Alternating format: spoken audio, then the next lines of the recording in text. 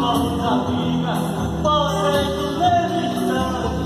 do grandalhão elefante, a feminina formiga.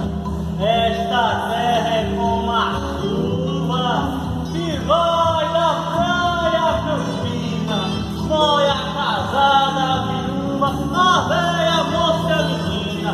Quando o santo nevoeiro batendo calvo abraceiro, ninguém vai fazer sujeito, pois a chuva tudo come, molha a tapera do pobre e a grande casa do rico.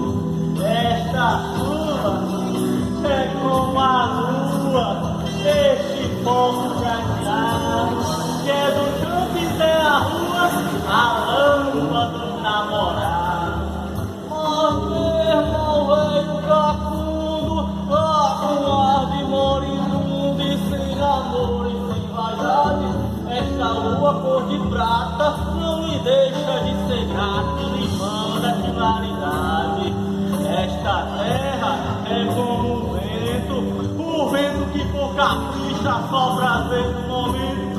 Grande família, outra vez vira o capeta, vai partir no levando tudo de molho, jogando arqueiro no zóio, do grande do pequeno. Esta terra, já do teto, já seria repartido, pois o sol, a lua, a chuva e a terra também, tudo é coisa minha e sua, eu não sou conhecendo. Pra se saber disso tudo, ninguém precisa de estudo. Escrever e ler, conheço essa verdade. Seu doutor tenha vontade de ouvir o que vou dizer. Não invejo seu tesouro, a sua mala de dinheiro, a sua prata, o seu ouro, o seu boi, o seu carneiro, seu bom carro de passeio, sua casa de morar e nem sua loja surgida. O que eu quero nessa vida é terra para trabalhar. O que eu quero nessa vida é terra para trabalhar. O que eu quero nessa vida é terra para trabalhar.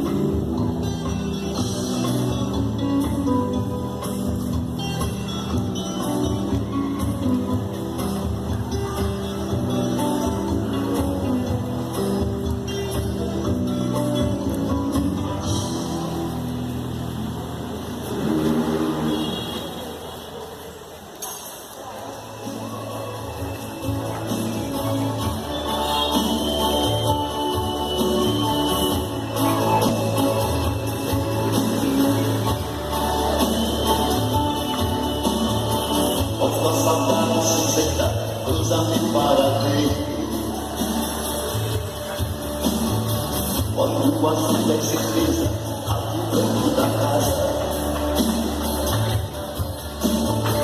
A casa do pensamento, tudo já se criou.